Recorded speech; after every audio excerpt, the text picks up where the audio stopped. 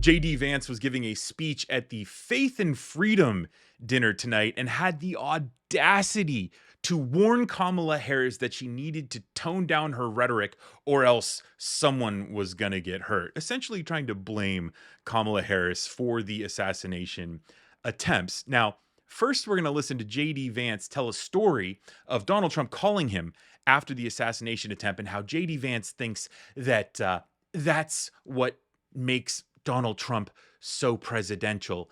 And then we'll get into JD Vance trying to play the oh so noble one and the man who can rise above the rest, despite calling Trump America's next Hitler.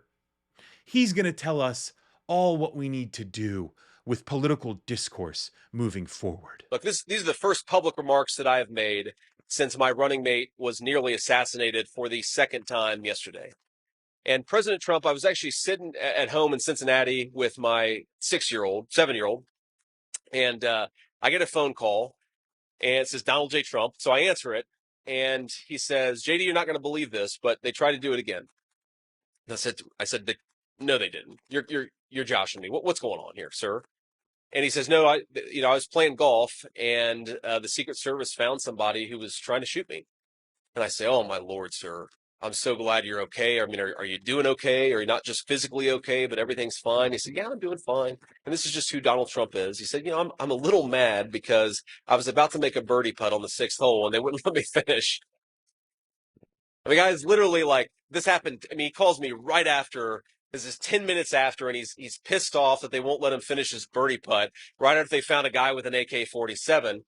But by the way, that is kind of the guy that you want to be president of the United States, right? Who's fazed by nothing, who's telling jokes afterwards.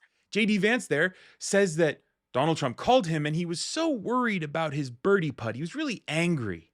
Yeah, he was so focused on his golf game, and that's what makes Donald Trump so presidential. Are you fucking kidding me? There was an assassination attempt. There were shots fired. Secret Service could have been hurt. Innocent bystanders could have been hurt. One of his employees could have been hurt. Does Donald Trump care about them? No. I want to finish my golf game. That's because that's the only damn thing Donald Trump cares about these days. He's golfing every day of the week. I mean, go back to Barack Obama being president. The guy would catch a round maybe once or twice a month, and Fox News would lose their shit. Not for Donald Trump, though. Not for the guy who doesn't even really campaign much anymore. He's golfing. Right, that makes him presidential. So, of course, we already know JD Vance is full of shit, right? Now let's get into JD Vance warning Kamala Harris that she's the problem. I do think that we should take this opportunity to call for a reduction in the ridiculous and inflammatory political rhetoric coming from too many corners of our politics. Look, we can disagree with one another, we can debate one another, but we cannot tell the American people that one candidate is a fascist, and if he's elected, it is going to be the end of American democracy. We cannot, as a person affiliated with Kamala Harris has said, that we need to, quote, eliminate Donald J. Trump. A New York Democratic congressman has said that in the past. If you tell the American people that this person is the end of democracy, if you tell the American people that this person needs to be eliminated, most of them, thank God, are going to ignore you, but some crazy person is going to take matters into their own hands and actually listen to the crazy rhetoric that you're putting out there. And I know it's popular on a lot of corners of the left to say that we have a both sides problem. And I'm not going to say we're always perfect. I'm not going to say that conservatives always get things exactly right. But the big difference between conservatives and liberals is that no one has tried to kill Kamala Harris in the last couple of months, and 2 people now have tried to kill Donald Trump in the last couple of months. I'd say that's pretty strong evidence that the left needs to tone down the rhetoric and needs to cut this crap out. Somebody's going to get hurt by it, and it's going to destroy this country. Somebody is going to get hurt, and you think about what an incredible wound it would open up in the United States of America.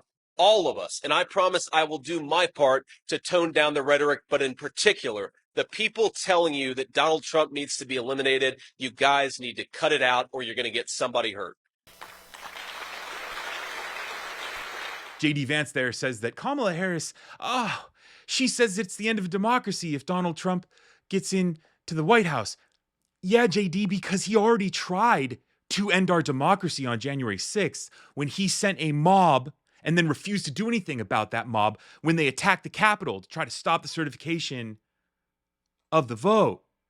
He already tried to end democracy, JD. We don't need Kamala to warn us. We saw it with our own eyes, JD.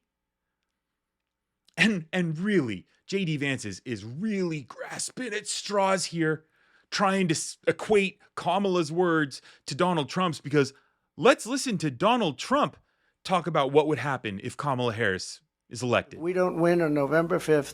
I think our country is going to cease to exist. It could be the last election we ever have. I actually mean that.